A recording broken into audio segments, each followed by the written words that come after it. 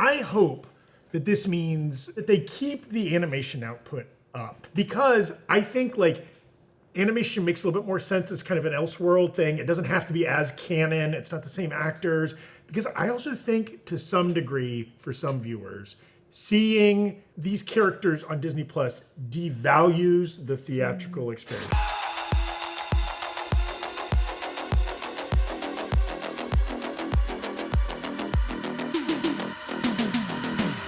Welcome back to the Break Room! Marvel has announced they're limiting their output. Kind of. We're going to get into the details of that. What does that mean for other studios and franchises? And could anyone surpass Marvel? Beat them, if you will. It's the Monday Headline Show on a Tuesday. Ooh. Hit that graphic. There it is. Boom, right. Maude whisper spelled it that time. But I crushed it. She did. I did. I nailed it. Confirm. I'm Zach Huddleston, and joining me today, thrilled to have Maude Garrett here.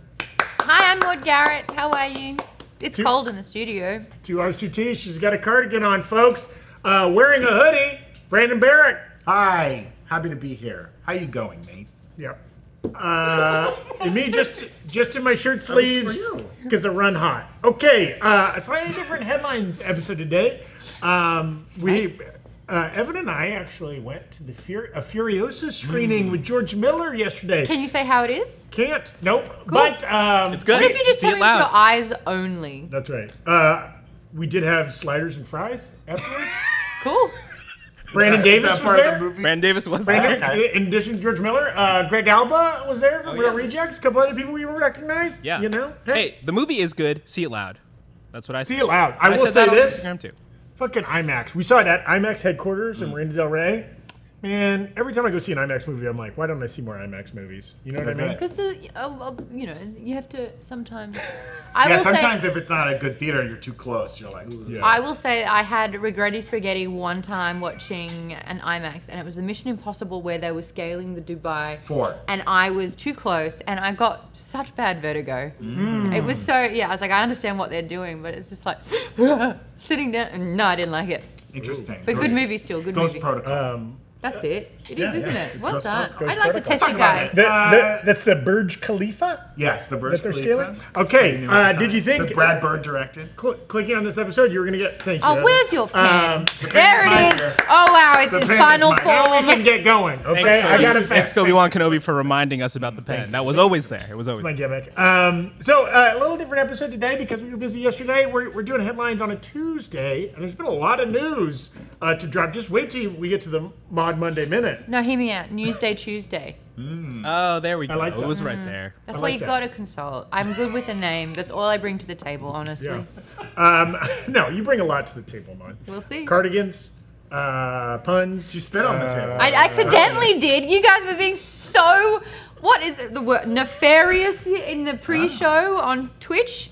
Actually, Twitch, you tell me. What word would you describe? I think nefarious, salacious. Hey, you know what? YouTube Rambunctious? viewers... Very rambunctious. Rambunctious. Yeah, things got blue out of the gate. If you stick around, maybe to the end of this, or just next time, show up on Twitch. So let's kick it off with the Disney Marvel update of it all. So Bob Iger was on a quarterly earnings call for Disney, something CEOs have to do regularly.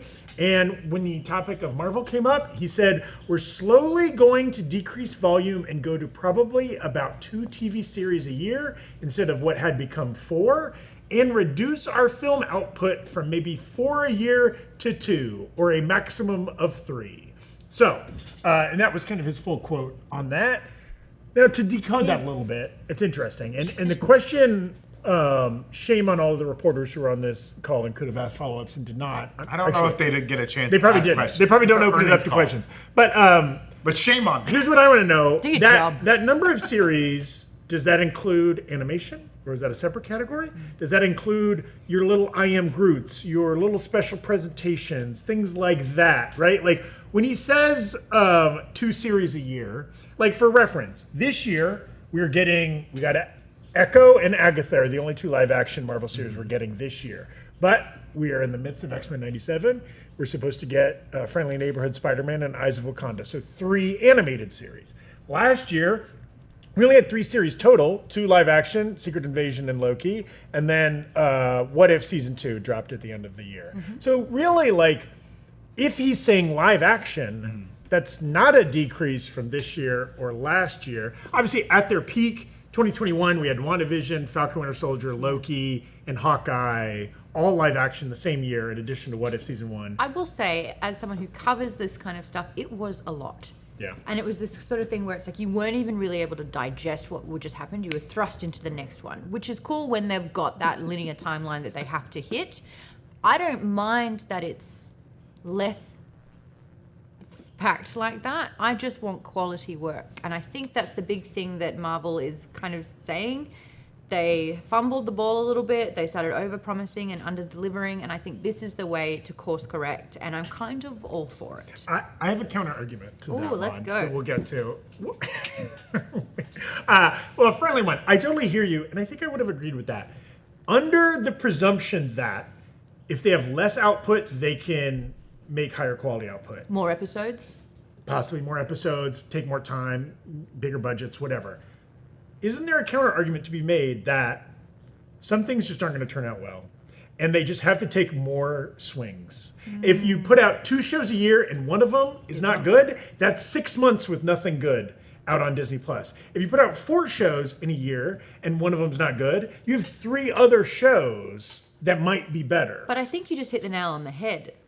I think they're trying to not have a bad show. Well, yeah, that's a really nice goal for them to have. Yeah. Because I think what's happened is when they did have so many cooks in the kitchen and so much happening at once, that's when the quality took a hit. Yeah. So I do think that this is, I mean, we won't know until these shows come out. And Yeah. I don't think we're going to be gentle about it either. we know you always speak your mind and how you feel about these shows, man. Always. I'm still getting heat because I thought an episode of X-Men 97 was a filler episode. The comments are already typed. Yeah, and then on the film front, right, him saying 2, maybe 3 movies a year is the number he quoted, right? And for reference, this year we're getting 1, so that's already an increase. Obviously, this was extended. Maybe in considers I circumstances. banked a couple extras. He can spread them out. Yes. I only did 1. But, you know, as far as films, like this year we're only getting 1. Last year we had 3. Right, and in theory, that was a normal year that was not impacted by the pandemic or by writer strikes. Those 3 films were already finished. The year before, we only got 3: Multiverse Madness, Love and Thunder, and Wakanda Forever. So it's like, the year before that, we got 4, but that was delayed due to the pandemic. So like, really, 3 is the average. Right. Okay. And so this is like, I guess he's saying like, is he saying more the average is going to be 2.5? Do you think? Or do you think he's saying the average is going to be 3 going forward? I think it would be 3. I mean, this headline, people really picked up on it, but they've kind of been saying this the last couple of earnings calls. Since Iger got brought back, yeah, he's we're been greatly saying, reducing output, blah, blah, blah. We're going to focus on quality, And then, of course, the writers and actors strike kind of led to, they now have to do their shows totally differently, right? Yeah. They have to have like full writers' rooms. They have to have showrunners. So the shows are already going to be different and hopefully a lot better because of that change. But him just kind of like putting out a number, I think, is what people were really grabbing on. But they've been saying they're going to do this for a little bit. And we don't know that this is going to significantly impact. I hope, right? I truly hope that Maude's point ends up being the truth. The only problem is everything we've heard, like the less successful shows, your Secret Invasions, right? Whatever you might feel about some of the other shows. We've never gotten the feedback from the creatives after the fact or in scoopers or whatever saying that like this show didn't turn out great because it was rushed. It's usually the show didn't turn great because there wasn't a clear vision, because like the showrunner didn't know what they were doing, because you know, there were conflicts and different warring parties and different agendas and whatever. So I hope that is also improved now that they've had a little time, and maybe like just having more time, though, you know, Kevin Feige, the genius mastermind of it all, has more time to devote to individual projects and maybe sort out some of the messes. Yeah. I do have a look. So this year is obviously really quite interesting with only 1 movie, but we do have a lot more animated. And I think that they were pushing animated when there was a writer's strike and when, you know, because hopefully all the scripts were written, but then being on set with actors, I think it's easier to do voice works. I think that they're like separate entities. I think that the voice acting now needs its own sort of SAG requirements. So it makes sense that there's a lot more animation rolling out because it was the easier thing to make, especially with the strikes that happened. I also am using sort of business brain on this. Disney Plus launched and they were needing a lot of content to launch an entire platform, video content platform. And a lot of the shows that they'd sort of signed on for launch didn't get renewed, or they're just shutting the door on. And I think what's happening is the cost of making all of these shows for Disney Plus isn't coming back. So that's why they have to shut their output down. And I wonder if they're now going to tease things in a movie and then do the extra stuff or season 2 or use sort of the movies as a catalyst to make all that bank and then push it to Disney Plus in the hope that people will follow that content onto the platform as well. But it makes sense that they're not going to do as much money and much shows and as much things like that for Disney Plus, especially since, what have they been running in the red for a while? Yes. I think most streaming platforms are running. Well, and a lot of, Max and Warner Brothers has also made this pivot of like, they realized that, especially like putting films directly onto a platform is not very successful because like, if you put a Pixar movie in a theater, you spend a lot of money to market it. Then when it hits Disney Plus, people have heard about it and they're more excited to watch it versus like you put it directly on Disney Plus, you don't get those 2 waves of promotion around it. And here was my argument. I hope that this means that like maybe we get 2 live action series a year, but that they keep the animation output up. I would love it if we get every other year we get a What If, every other year we get an X-Men 97, once every 2 years we get a Friendly Neighborhood Spider-Man or Eyes of Wakanda or like new projects, drop your I Am Groots, because I think like animation makes a little bit more sense as kind of an Elseworld thing. It doesn't have to be as canon. It's not the same actors. Because I also think to some degree for some viewers, seeing these characters on Disney Plus devalues the theatrical experience. I was just telling Evan, I'm jazzed for Captain America Brave New World. We're going to see some images of that in a few moments. But like, how much more jazzed would I be if I didn't watch 6 episodes of Falcon Winter Soldier and had already spent multiple hours with Anthony Mackie as Captain America, right? Like, I'd be really excited to see him debut as that character in a film, right? And so I hope that maybe we see a little less of that. Maybe we see a little bit more stuff like Moon Knight or characters that just exist on Disney Plus or whatever. I think to your original question, I bet they view the animated stuff totally separate from like the live action. I wish they didn't. didn't. When Iger said this, he was probably just thinking live action. Because it's even like, those are all live actions like Marvel Studios, and now Marvel Animation has a separate little like different department. And, it's easier in some ways, but harder in that it takes them longer, right? They've run into this problem already with like What If, where they're like, oh, 1 episode had to be pushed to the 2nd season, and then it sounds like an episode in the 2nd season got pushed to the 3rd season, and so it's taken them longer. Friendly Neighborhood Spider-Man has taken forever to come about. X-Men 97, they got 2 seasons written before the 1st season even came out. And I think they've had to learn how to do animation because it's a totally different thing, and they didn't really have a good sense of how long the process took. Right. And those shows, some have worked, some have not worked well.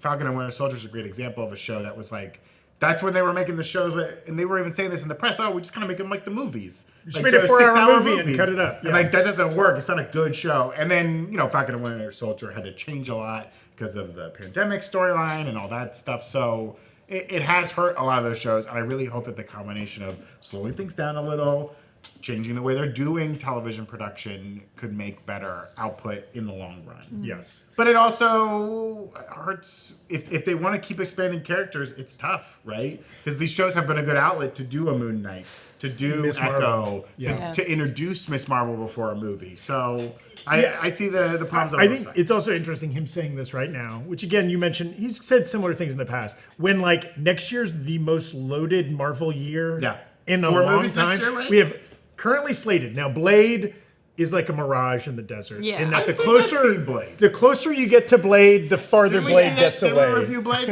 As soon as I read this in the script and it was like, this is what we got coming up, I'm like, Blade's not going to make it. No. Blade's going to be the They first have to do the movie. There's no way they don't do that movie. There's no way they don't. I pulled the chat. 75% says Blade gets pushed back. 25% says Fantastic Four gets pushed back. Ooh, But it seems like they'll hit that that's date. controversial. I think they'll hit that date. Yeah.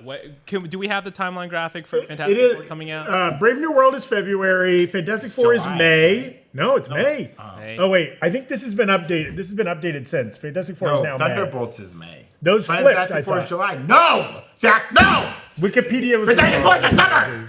You know what? This is why I carry the pen. Yeah, July 25th. Put that pen Fantastic to Four. good use. Okay, correct. But still, that's a pretty quick turnaround. Because do we know, have they started filming on Fantastic Four? They just only announced. I mean, they've been doing the third act cinematics for years now, so. Hey-o. So we got. I don't know, we have- because Pedro Pascal. technically we have That's actually really funny. I mean, the third act's been done for years.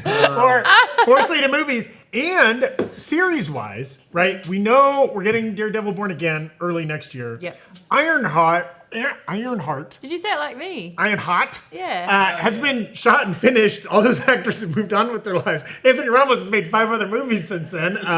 I heard they're going to edit him in. He's going to play his own father in the show. He's going to green screen him. Somehow He's aged up so much. Anthony Ramos is going to age out of the role before the show ever comes out. But The footage I saw of that show 3 years ago looked great. yeah, that show's been done for a while. Now, Wonder Man was also filming last year. It stopped because of the strike. They've resumed filming of that, so we think we're going to get that show next year. And then What If Season 3 and Marvel Zombies, presumably also coming out next year. So that's potentially 5 Marvel Disney Plus series. 2 of them next year. animated. 2 of them animated. 3 So live action. I guess what? Just setting expectations, making sure I that assume these are like 2026 and beyond expectations, probably. Well, and I wouldn't be surprised if one of those series gets moved. yeah. Yeah. They're very uncommittal on like series release. Well, the odds of Ironheart getting dropped Echo style as like a one-off, Over a or holiday. even, I could see them calling that a spotlight. do you think, what are the odds Wonder Man gets chopped up and is more like a special Mm-hmm. presentation? That's as they're making these movies, they should look to do more of those like Guardians holiday special things, right? Like you've got actors on set, you've got a set built. Take some of the not like the stars of the movie, some of the side characters, and go film a little special Little presentation on the something. side. Yeah, love Yeah, it. it's so interesting because I feel like when we talk about recutting or doing less episodes or doing special presentations, like we also forget that a lot of people have signed contracts that said you are on a TV show or whatever, or you are on this type of thing that has lasted this many things for the residuals and everything, Yes. all that math to go right? Like Scarlett Johansson getting kind of like screwed over with the same day Disney Plus Right. deal. Like there's probably some of those considerations, even though these were always meant to be streaming projects, but like how they can recut it and like, Yeah. what they can cut. It gets complicated. It gets Yeah. complicated. Yeah, yeah. People's pay is based on how many episodes they're in. And Even things though like I think that. at Yeah. this point, stuff like I mean, they said all the time they won't do it, but like a Marvel live action movie on Disney Plus, like Wonder Man or Ironheart, it might be better suited for that, like an hour-long special presentation or a special presentation that's basically just a movie, right? Yeah. Yes. Well, we're going to come back to this and doing kind of like a cross-studio heat check here later in the episode. But real quick, we want to shout out the folks helping us bring the Breakroom to you. Our friends at Kalshi sponsor our new show every week. Kalshi is the first legal financial exchange in the U.S. where you can bet on any event, including Rotten Tomato scores. Which I didn't see. What did the number for Fall Guy end up coming in at? The final number? 83? The Rotten Tomato? Is it 83%? Okay, interesting. I can't remember what the number was set on Kalshi. Deadpool and Wolverine's Rotten Tomato score being above 90 is currently trading at 33 cents. So if you put down 33 cents and it came in at 90 or above, you would get $1. Now, 90 is a high Rotten Tomato That's score. a high score. I reckon it'll hit it. I think the previous installments had gotten in the high 80s. So, there's I feel potential good there. about this one. I mean, it has to be good. It's the only movie. It needs to be good. It needs to be Please. For all of our own sake. They also have another thing on there right now. If the price of the Costco hot dog combo is going to be raised this year or next year. I believe is the combo currently $1.50 is the set. think so. And it has been $1.50 For a long time. time immemorial. Do you think inflation has, gone up a lot over the last couple of years? Until the end of 2025. Well, you could, or 2026 if you pick that as the date. So I got a lot of long-term- Or if they raise the price tomorrow, then the bet's over. Okay. So if you say, I think if you pick the yes, You're in it for the long haul. No, you pick the yes, you could be in for the short haul, or you might have to sit there for the long haul. Anyways, they do a lot of stuff like that, like how long Taylor Swift's new album is going to be #1 on the charts. You know, who's going to get, Lady Gaga get an Oscar nomination for Joker or Folie à Deux. There's a lot of kind of fun things like that. You can sign up by going to Kalshi.com/breakroom, and the first 500 traders to make a deposit of $50 will get a free $20 credit. Link right there on the screen and in the description. We also want to shout out our friends at Mando. Oh, you're making me? Are you going to make me do it? You don't have to, man. I wouldn't make you do anything you don't want smell to. it. That is the Mount Fuji. That has not been used. That has not been on my pits. That smells really good. There you go. Yeah. I've been wearing this ever since they sent these to the office. I'm wearing Mount Fuji right now. And I got to say, not only does it smell good, it's insane how long the good smell lasts. And this is not antiperspirant. Doesn't stop you from sweating. It's just a nice odor coming out of your pits. Mando also prides themselves on they have some full body deodorant for other smelly parts of your body. This is the Lume full body deodorant, right? For pits, packages, and feet, it says on it. So any part of your body, and presumably kneecaps, chins, anything that might smell bad, you could rub this on. Oh, okay. Right? Cool. What about my delts? Yeah, your boulder delts, you can pop it on there. Okay. Truly, I've been using this. I thoroughly endorse it. I ran out of shower gel. I've been using their little shower gel recently. That also smells great and has been effective. Mando is made with mandelic acid. I wonder if that's where the Mando comes from. An alpha hydroxy acid that blocks the sweat-eating bacteria on your skin from causing odor. So you don't even smell in the first place. And you can put it anywhere. And I mean anywhere. As a special, I mean Wisconsin. Anywhere. As a special offer for listeners, new customers get $5 off a Mando starter pack with code BREAKROOM at shopmando.com. That equates to over 40% off your starter pack when you visit shopmando.com and use code BREAKROOM. Can I just throw in a real quick thing? How nice is it to order deodorant online and not have to step foot inside a CVS? Dude, yeah. You feel like a felon trying to buy deodorant now. You've got to go find somebody. They have to unlock it. It's insane. I get it, whatever. It's just a miserable customer experience to go into a CVS, a Walgreens, or whatever. The lady with the keys at my local Walgreens, I have to say please. If you don't say please, she won't give it She to you. says you better say please. Wow. She said I have to answer 3 riddles and say please. She is a billy goat. Please may you unlock the deodorant case. I'm so stinky. Please. I'm just saying, I love grocery shopping. I really enjoy buying food. I hate CVS visits. Okay? Hate it. Come on the show, CVS. Defend yourself. Okay. This is from Zach's half-hour stand-up special. You can catch this week during Netflix's. Yeah, that's my stand-up special. It's mostly opinions, no punchlines. But all pens. All pens. Sorry. Opinions. Opinions! It's just Zach standing in front of a chair and there's pens raining. That's the cover image. Oh, Yes. yeah. No, I think it's like a pen But on Tom fire. Holland's Oh, yeah. umbrella choreography, but pens. Yeah. Oh, he's just realizing this is so much better. This is this is much better than the bullshit I was spitting. And then, of course, we want to shout out NourishDiet.shop, where you can buy official Breakroom merch. We've been saying this unofficially, but it's official. Brand's got the hoodie on. I've got the garment dyed shirt. I feel like I've If nothing in you the bank. buy a Breakroom shirt, a Breakroom hoodie, a Breakroom hat, Evan's got the hat on, and you take a photo of yourself this summer, maybe you're out traveling, if you take a photo of yourself in front of a monument, a landmark, or whatever, or in front of a famous shooting location, As in movies, as in film. film shoot. I mean, the Golden Gate Bridge. The Family Matters house. I don't know, whatever, right? Set location. Yes, a set, a location, There it a is. shooting location, or whatever. You're on the Tunisian desert and you find the remains just- of the where in original it? Star Wars. Yeah, where did they do the first Starlight pit? If true. you take that photo and you send it to us, we will put it on the show. We'll blur out your face if you don't want to show your face, but we will put you on the show if you take a picture of yourself in some Breakroom merch. Yeah. Okay. Check out the May the 4th stuff that we put out over the weekend. We got It's a Trap hat and then the Ewok shirt, the Bucky shirt. Yes. Fun. Yeah. A lot of people have been enjoying those, been reaching out, saying they love those designs. So, link in the description. Okay. I felt hollow. I felt like incomplete because one of my Monday. You didn't get filled up with sliders. That didn't fill the gaping hole inside. And of your fries with your Mr. soul? Miller. Yeah. I was still gaping at the end of the sliders because I didn't get everything I needed on my Monday, and that includes a Mod Monday Minute. So now we're gonna do the Mod Minute on a Tuesday. Newsday Tuesday.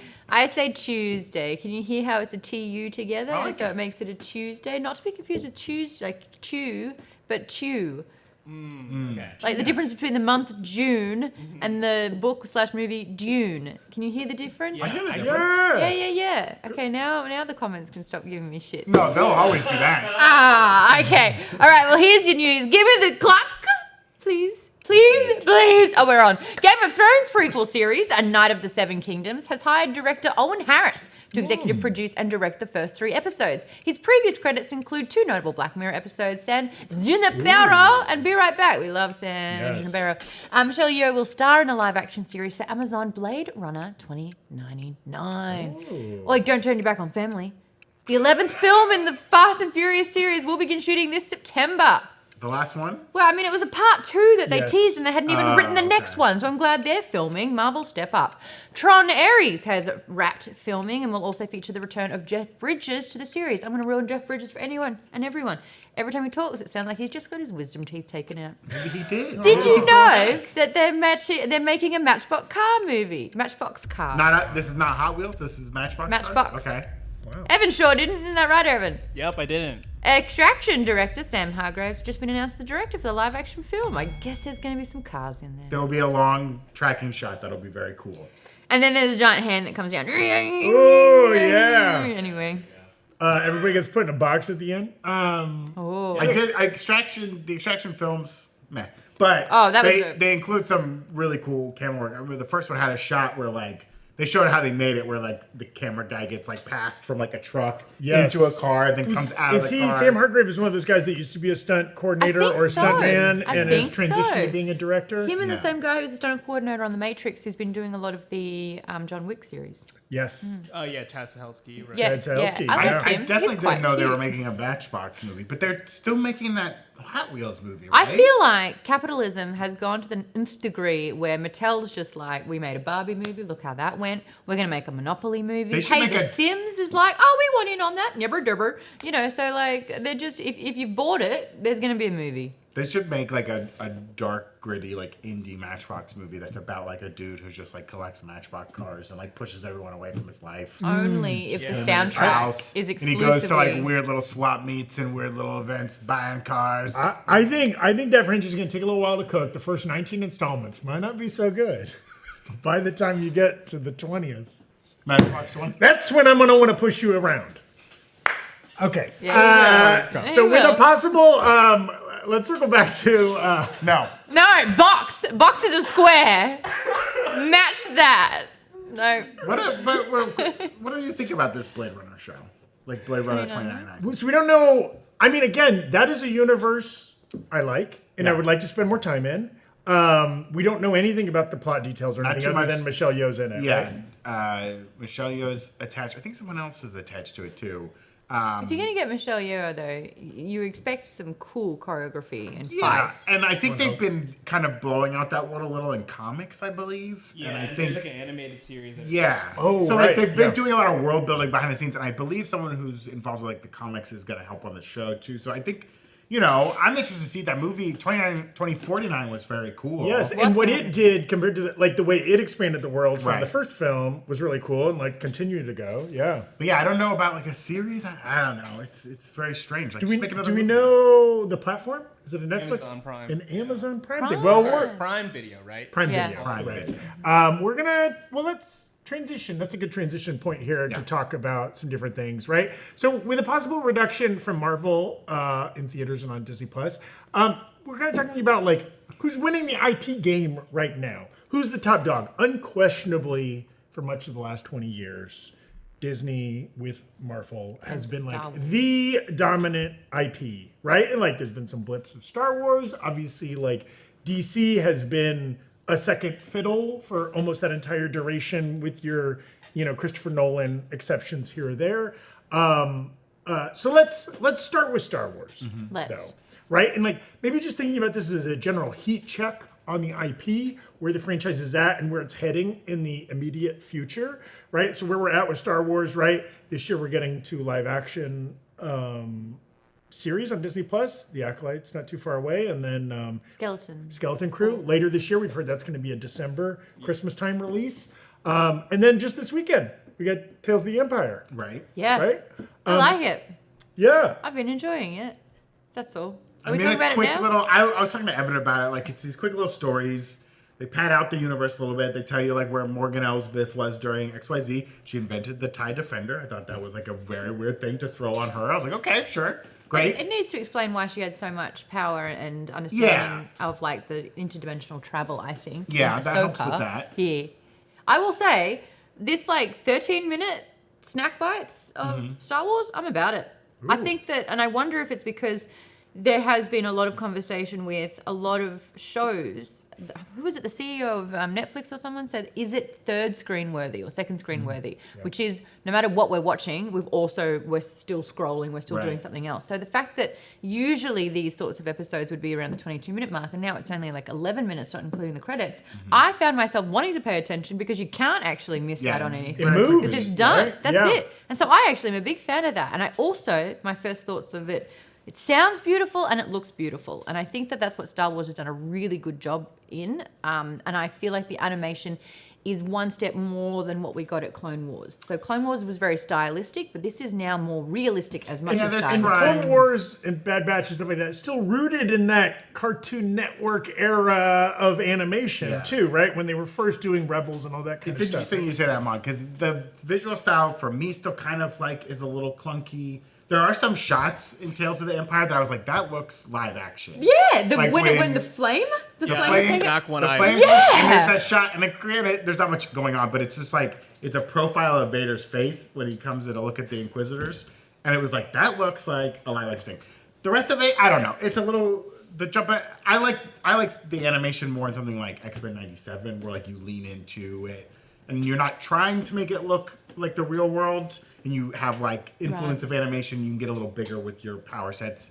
They do it a little in like Tales of the Empire or like the Clone Wars, Rebels, all that kind of stuff.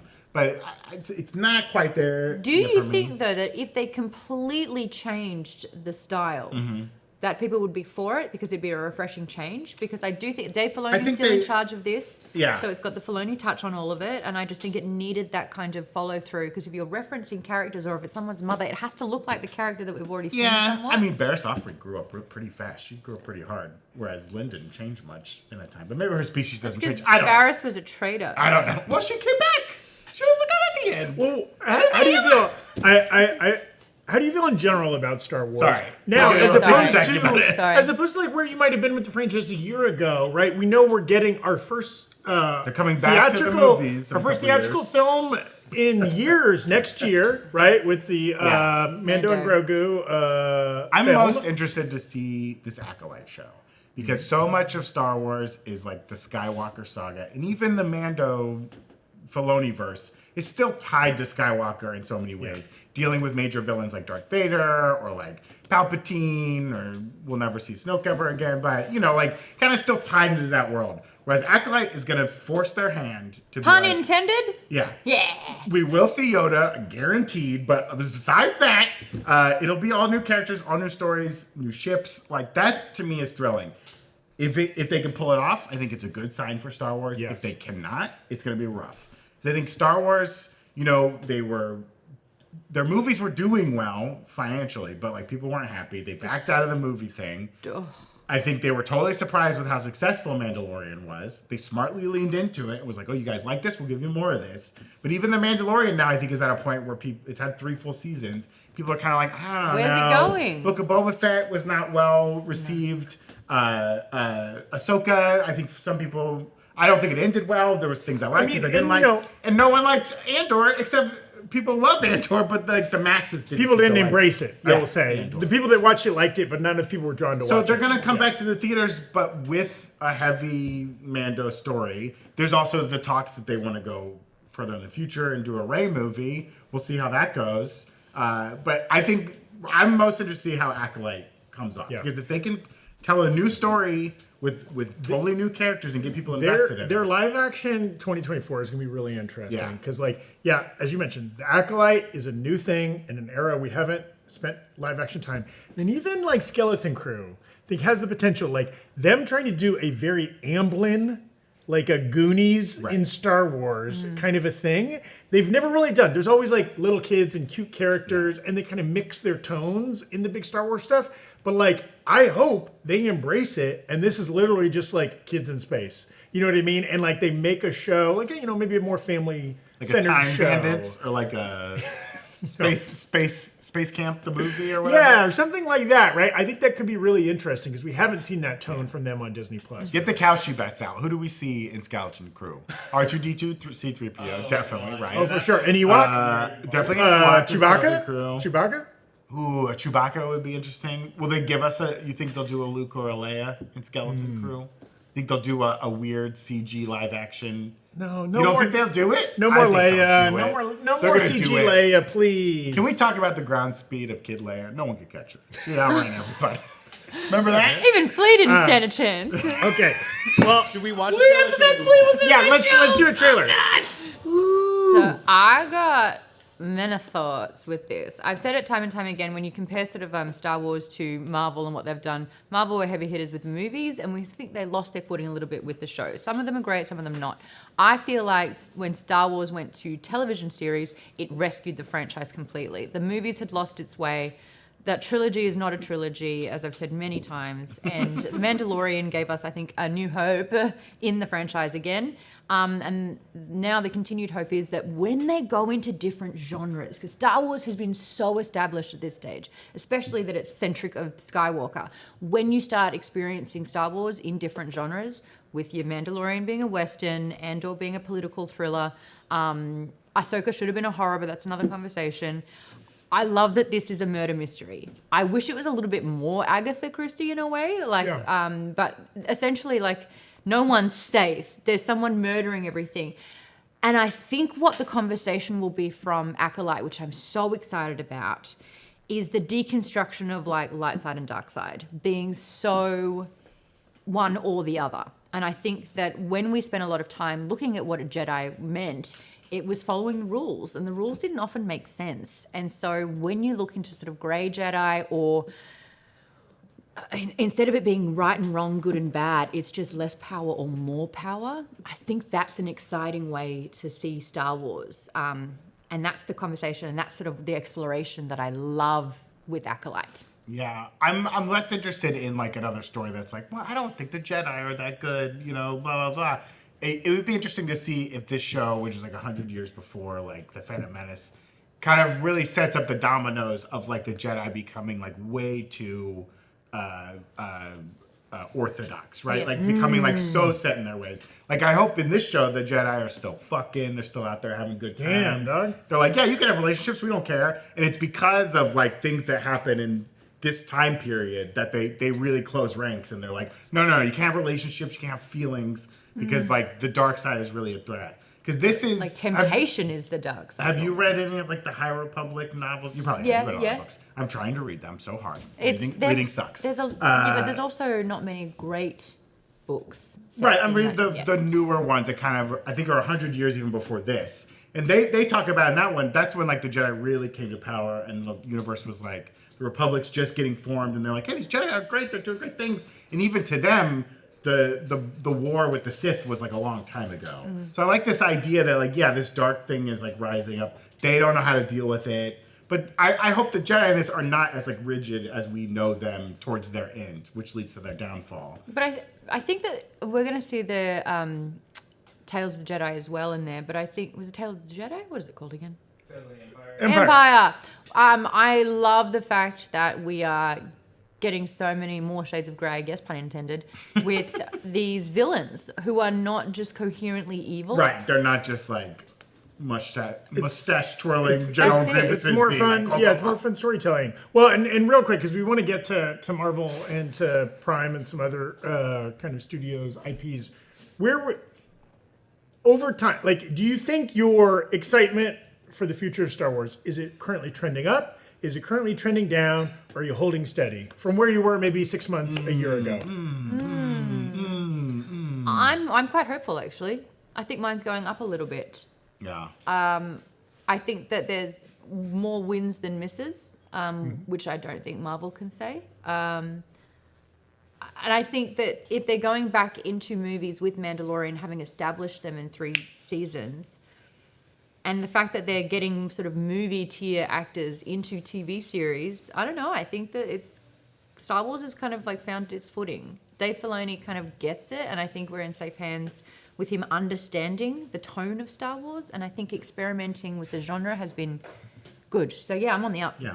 Okay, Brandon? I'm on the up because I want to see how this Acolyte thing Yeah. goes. I think I was kind of holding steady for a little bit, but I'm excited for Acolyte, but we'll see. I'm holding steady because like I've been hyped about all these Star Wars series, and then when they come out and like, is the execution at an Andor level or is it at a Book of Boba Fett level, right? Like they're great at cutting trailers, and I think I'm always optimistic heading into a series, but I really want to see if they're able to pull off this and Skeleton Crew, and that will give me a lot of hope heading into the film and any future series we get. Okay, so we already kind of touched on Marvel, but let's just like, without getting back into all of the details, like knowing that maybe there's a scale back, but we still kind of know the next year and a half for Marvel. Where are you at with that? Are you like in a waiting pattern? Like I'm just gonna wait and see? Are you optimistic? Are you feeling like the I'm ground very is falling? optimistic for Deadpool and Wolverine, Yes. Agatha. I'm optimistic for those. For the rest of 2024. Yes. Yeah. I'm worried about Brave for the World just Same. from hearing how many reshoots and blah, blah, blah, but hopefully that was all good and necessary. Some- Like, I'm excited for Daredevil Born Again. I'm anxious about, like, Ironheart because I don't know why they've held on to that So for you so sound long. I'm like, Apprehensive. definitely apprehensive. I am on too. it. I think this year they've got more of a grasp on it, but like I feel like we're just not getting all that much information on Thunderbolts and Brave New World Right. to the point where it's like I'm not as invested in that. I'm not holding out for this information. I'm kind of just waiting for it. I'm just managing my expectations. They're over halfway through this multiverse saga, and it feels like now they're like, okay, well, we're going to... Let's take a Oh, breather. and And it's we like, no, didn't we're even, supposed to be... Yeah. we didn't even rounding- mention part of Iger's quote was like, yeah, we're going to get through these movies you currently have slated, and then we're getting to Avengers, right? Like, it kind of him acknowledging of like, He has no idea what's going on. no, he doesn't. But him acknowledging like, we got to get back to doing the biggest movies of all Right. time, the Avengers, right? And not only have they not done an Avengers movie since Endgame, they haven't even seemingly We don't know been who they are. putting the pieces in place to build towards an Avengers movie since Endgame. So I think like, yeah, I would say I'm optimistic, and a lot of the word of the behind the scenes is good, but like there's also some reasons to continue your skepticism towards Yeah. Marvel, right? Yeah. Like I think like 2026 and beyond I'm feeling more optimistic, but it's like it's gonna be tough this year and into next year. We just don't know what we're gonna get. Okay. And then DC, of course, we got some news yesterday. Can we show the picture, please? Let's look at Yes. this sweet boy. The first Cord and Sweat photo there. You should wear your Mando if you're doing that. Hey, yo, we're getting sweaty. How well do you think that suit breathes? Do you think that's organic material, or do you think that's like a synthetic that's all... Are you talking in universe or like in our world? Who well, both. says he sweats? It's He in his corn name. sweats is It's what in he his does. name. Well, I mean, David might, but I don't think That's Yeah, does true. Superman Kryptonian sweat? does. Nerds in the chat. Does Superman sweat at all? Yeah, I that's don't a good know. one. Because he doesn't. He's need pretty air, he confident doesn't wearing a breathe. very body-hugging lycra Yeah, over does everything. Superman have microbes on his body? Ooh, yeah. Does he need... Does Superman take probiotics? Oh. I'm seeing a lot of back and forth just on a quick Google. Even in the chat, people saying yes, he does. Some people saying no sweat. I think we don't know yet. We don't Okay. quite. Surely in a on, comic what do we- panel he's been sweating. What do we La- think of la- the image, says he though? Sweats under a red sun. Oh, okay. Good point. The image, I really like how it looks like it is like it's been still taken from the pages of a comic book. Yeah. Looks good. Yeah. And it's like, it's obviously hyper composed and everything, but like in this casual kind of way. Can we see it again, please? It's not an action shot. I don't or know. something. A lot of anonymous people Look on at the the internet have told Superman me it's bad. Look at the Superman curl. Look at the curl, curl. yeah. He's got Girls it. get the girls. Well, and like DC in general is at this very interesting place, right? Where how rare that a giant IP like all of DC Comics literally has a cleaned slate. Yep. Right? Like maybe with your Joker and Matt Reeves Batman exceptions, but like, right, it's nothing but anticipation. James Gunn is like all brand new, right? And just, all we have are some casting news, and we haven't even seen a trailer for any of these things They're yet. going to launch with an animated thing. They're going to launch with an animated thing. So in theory, it's all hype, no actual content right now. We got nothing to Pick apart. exactly. There's nothing that's been Which I think flawed is like far. so. I mean, it's tough. You can't do this now, right, in our media environment without talking about it before you make it, right? Yeah, like yeah. Iron Man was just like, here's a trailer, and it was, but that was a totally different world. That was 15 years ago. Now it's like, yes, James Gunn has to talk about every step of the process. Slowly release photos. People are asking him questions. He can talk to people. But he's handling it well. I mean, James Gunn has a track record. Right. And I think he's got a very positive track record. Guardians of the Galaxy were fantastic. Then he went over to DC. Suicide Squad, I think, was reasonably great. He brought a lot of unique, fun characters. He's done a good job with Peacemaker. I think that we are in really good hands. I think that if he's now got full creative control over where this goes, it's harder to fumble because there's not too many cooks in the kitchen. Excited. DC Okay. could be Mod's up and to the right. Mod's optimistic. Brandon, where you are? I'm excited to see what they can do. I think wouldn't know where to begin to make a Superman movie in this day and age. And I think that's the hardest thing he has going for him. Is like making the Guardians movies, he made those characters. Yeah. They're based on actual characters, yes, but what they are in the movie is like totally him. He has less freedom here with like Superman, but you talk about the strength of IP and stuff. Like Batman alone is such a strong IP, so strong that even when the main movies people don't like them, right? The Batman versus Superman, Justice League, all that, they're still able to be like, here's an Oscar-winning movie based on the Joker that doesn't even have Batman in it. Here's a totally new universe from Matt Reeves that does very well at the box office, while they're still doing all the other stuff. So it's like, no matter what DC has, they can make 10 Batman projects. It's true. And half of them will And be James well Gunn's going to received. make one too. Yeah. And the fact that, again, like, because Marvel cross-pollinated so much, where every single thing affects the next thing and it goes into each other. Fantastic when they had a handle on it. Disastrous when their recipes are flying all over the kitchen. I think with DC, the fact that there are separate kitchen stations, let's use this analogy, the food's not getting tainted. Could be a great benefit to them. Right. Yeah. It would be interesting, right? Like, how much has James Gunn learned from working in the MCU and kind of the Infinity Saga and everything that he learned from Kevin Feige that he's going to apply to DC versus how much might Marvel, as they are retooling, might look to DC and be like, you know what, when we launch these X-Men movies, let's have them be a separate universe. I think, I I think the point of this whole phase or the multiverse saga is to like clean that all up by the end and be like, we'll have this main universe and maybe we'll create some other ones on the side. Yeah, so there could be like both of these, worlds kind of intermingling. I will say, like, I have something that's making me optimistic for DC and something that's making me pessimistic. Okay. Optimistic is, you're right, James Gunn, it's hard to criticize his track record, right? Like, his movies are fun, they're successful, they connect with audiences, both like the core demographics and people outside of the core demographics enjoy those movies. And he has a history of being able to elevate characters that are not household names to being household names. All the Guardians characters, right? Like, Peacemaker. We're obscure. Peacemaker, his Suicide Squad, we're taking obscure characters and making them great. And he's going to need that because after you get past Superman and Batman, and maybe like Wonder Woman, right? Like, the DC character depth falls off. There's a lot of characters, but their general pop culture awareness, I would say right now, is much lower than a lot of the Marvel. Right, Marvel goes 1 to 20, a lot better than DC goes 1 to 20, I think.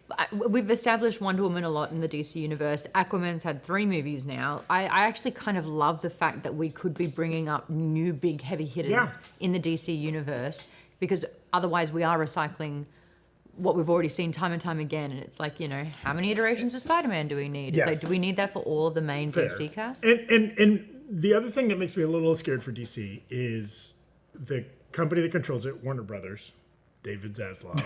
Real life supervillain David Zaslav, right? Not only that, Warner Brothers is hard up for cash, right? There are all these rumors it could be sold.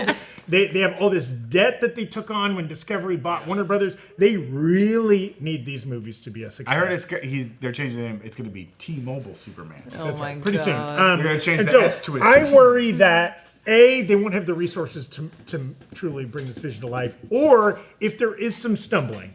If the first Superman movie or one of these early projects is not as successful, they will freak out because they can't afford to have it not be successful, and they won't have the temerity to stick with it. Comments. Let me know in the comments. Do you think James Gunn is going to play this Superman safe?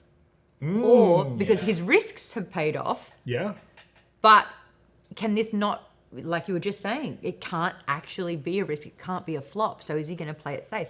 Now, the time where I see the safety destroy a movie but still be successful in a way was the last 3 Star Wars movies. It was so damn safe because it was the same plot as the original, you know. So, but people still had bums in seats because the previous Star Wars fans showed up for it.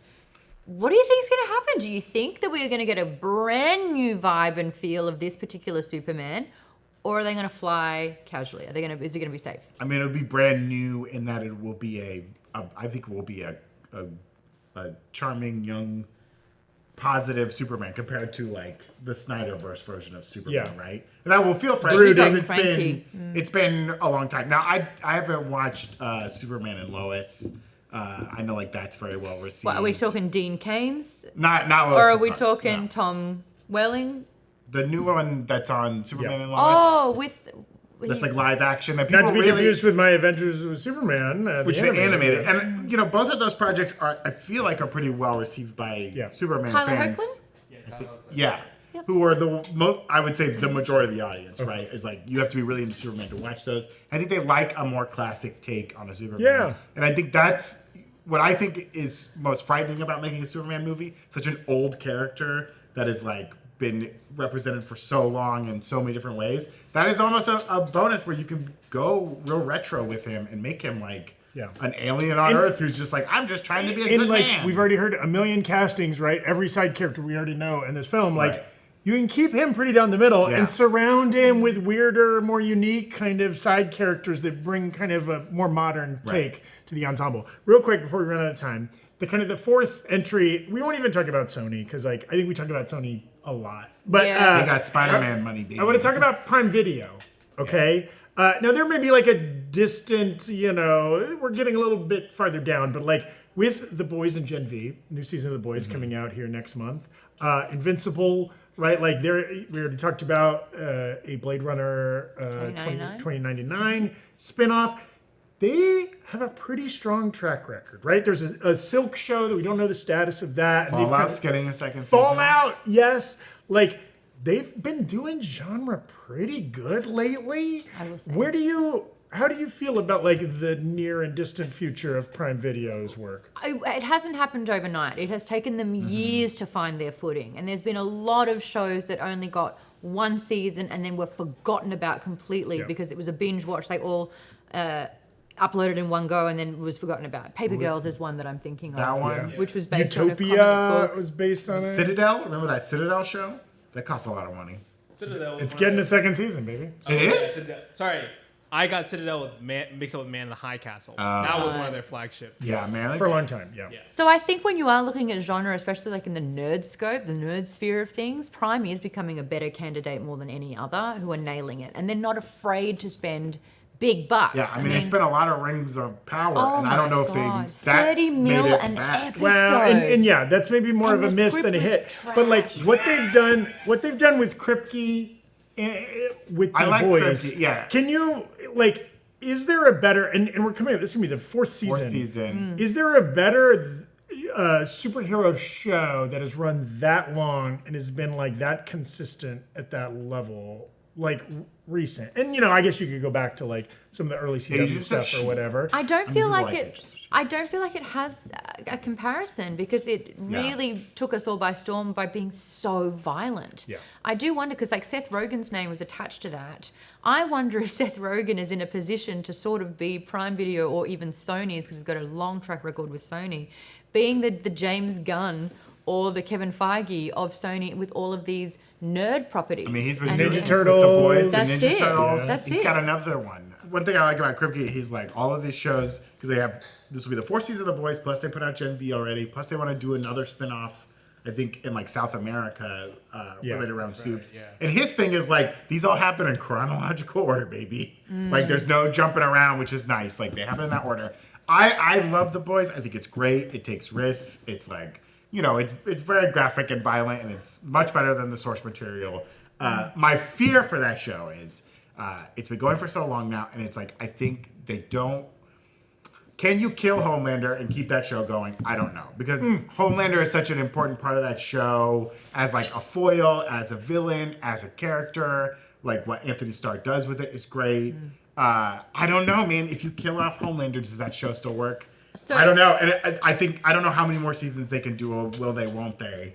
I think they need to find their footing. I think they need to have a direction, because the last couple of seasons has been a little bit sort of like cyclical. It's not really gone in a direction, and I think it needs to start going down that a little bit more than it has been, even though they are establishing the political side of it. They do a good job with like consequences. Characters die, like big characters die that you don't expect. But yeah, you can kill off Butcher, I think. It's still that show, but you can't kill off I think that show does a good job of like, despite that, it's still so entertaining. Right. Even if the meta plot is maybe not moving forward as fast. Well, real quick, just there's been nothing quick about this. That's right.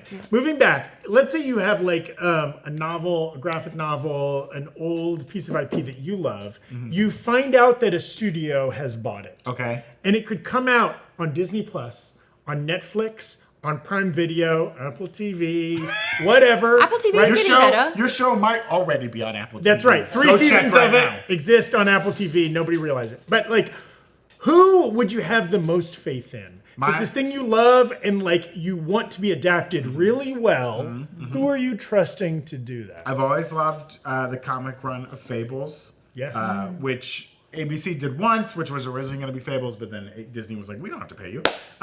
I would if you were like, they're going to adapt Fables and going to do it like for real, I would want Amazon to do it for the money, they would throw at it, and for like the graphic violence they could have in it that like Disney Plus also would not do. The patience, right? You could make an argument like Netflix is willing to put money into stuff and then just never make a drop it all second at season. once. Right? I don't know. Yeah. I mean, it pains me to no end that they dropped Fallout all at once, because that show deserved way better than that. Had great mystery, like it was fun. It was Prime. Yeah, Prime. They just kind of dropped it all at once, whatever. But like, I would love, Bezos saved my Expanse. I got 2 more seasons of that show, which maybe it didn't need. I don't know, but like, I loved the Expanse. But the fans wanted it Yes, back. and it was great got to bought see it. by another company to keep going Yeah, because Bezos it was so liked popular. the show, so he bought it to keep doing it. Yeah. Because he didn't want to go talk to his wife.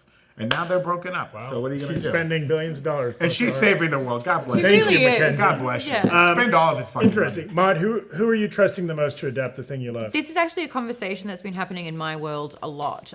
We've been covering for Maude's Book Club a series called Red Rising. It's a space fantasy that has the potential to be the next Game of Thrones. Okay. It really does, but it requires a massive budget. I know the platform it's on, and I can't say, but it's so interesting getting the fans to have this exact discussion on the most suitable platform, to have a lot of money, to do it justice, to kind of see the long term here, because there's 7 books, and so it's like, it's got the potential, and Pierce is actually going to finish the series, unlike George R.R. Martin. That's exciting. So yeah, I guess it's like, who has the money, who's got the energy, who wants to do it right, but who also can make it happen, because there's so much talk all the time. But yeah, a lot of books are being made into movies, and even Prime Video is doing those too. Right. And they're rom-coms, or they're, fun little zippy things. And it's interesting that like we don't see Netflix as that outlet anymore. Considering Netflix, they made the streaming show that you had to see, right? House of Cards and like Stranger Things. Yes. Those were like very impressive. But Max was up there when it was HBO. HBO was like, if you want budget, if you want to HBO's tune the other in. one. They still had a cable channel that they were putting that stuff on, right? And they were making money from those subscribers. Like streaming, you had to get Netflix to watch House of Cards. It's not or on the Stranger top of the Things. throne anymore. No, it's not. And I don't trust Netflix with shows anymore, because they're too easy to just like be like, oh, that was that. And When they've kind of pivoted, they want more and cheap and less of the big and fancy. and they Which want is it the opposite simple of enough Marvel. to play internationally, Yeah. right? Yeah, and they have a weird mandate that they, not even a mandate, but they're just like, hey, every week you get a new movie, and it's like, Yeah. cool. Well, Yeah. and even House of Cards, when you read about how it came about, it was like Netflix looked at the data and they're like, people like David Fincher, they like Kevin Spacey, They like and they politics like politics, or whatever, and they built the show that way rather. Wow. Now it's based on a show from England, and they were like, oh, this will be the perfect show to adapt for the U.S. to turn into the show. I know Like, we're wrapping it up. is creepy that the computers made that show. Curveball, Hulu with Shogun. Oh, Yeah. That was stepped beautiful. it up. Yeah. That's really great. And then Hulu is now teaming up with Disney Plus. Yep. Is that powerhouses combined going to take on Potentially, the right? best Disney one? has the IP. Hulu can kind of like make it mature It and is weird to interesting. go on Disney Plus now and see American Horror Story, and you're like, "Where's my Disney movies?" Yeah. Where's my Dancing with the Stars? Okay. In conclusion, there. Figure it out. You saw the pen there. Yeah. you saw that. Enough said. Check. It's the one to Yeah, forget there's a thing. lot of cool stuff coming out this year, right? And a lot of interesting ways that like the next couple years in like the IP verse could play out. So definitely. What about the Mission Impossible IP verse? Nope. Where are we at with that? But yeah, and Oh. the Dune verse. Where are we at with that? I mean, I think he's got one more movie. There's a Benny Gesserit show. Yeah. May never come out. Benny Gesserit. Bam, Benny. bam. That's the water. Sit down! That's a great point to wrap up here as we do our Bene Gesserit voices. Thank you so much for watching The Break Room on whatever platform you're consuming us on. Yeah. Maybe you're listening as a podcast. What? What's Hi. wrong with you? My audio files out there. Like and subscribe wherever you are. We'd appreciate it. Comment, compliments. Compliments is always a nice thing You to have type. Follow Maude on all her platforms to keep up with all her great work. Check out New Rockstars. Eric already had a video out breaking down the corner. What? Oh, sorry, did I cut you off? Bob like fell apart. She had like a system shut down. That'll be a gift. Should I say melting? That will. That'll be a gift. Oh well. Yeah, and that's it. Thank you so much. Bye. Thank you. Later, skaters.